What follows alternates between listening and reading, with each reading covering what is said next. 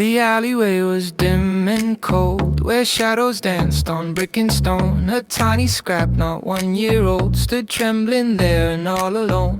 A ragged Tom with battle scars and ears all notched from many fights. Beneath the pale and distant stars, gave out the worst of feline frights. He hissed a low and hollow sound and arched his back to strike a blow. The kitten cowered on the ground with nowhere left for him to go. I stepped into the yellow light and waved my arms and gave a shout.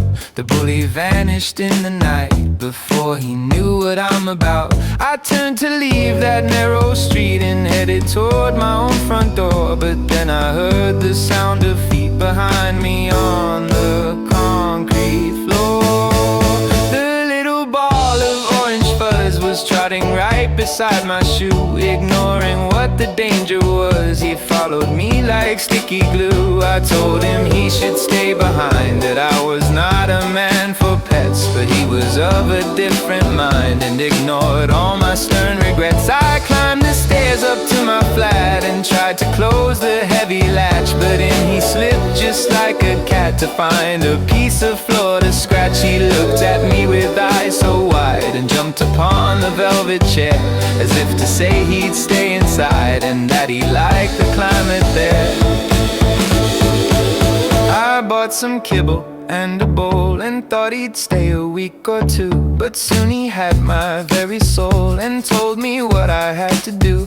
4 months have passed since that dark night when he was small and full of fear. Now he is quite a heavy sight and rules the house throughout the year. His whiskers grew so long and grand, his belly hangs a little low. He owns the couch and all the land, wherever he may choose to go. He's not a kitten anymore, but wise and stout and rather vain. He waits for me beside the door to shield me from the wind and rain. The bully cat is far away and long forgotten in the past. My orange friend is here to stay as long as all the seasons last. I thought I saved the life that Eve when I stepped in to play the part, but now it's easy to perceive he was the one who won my heart.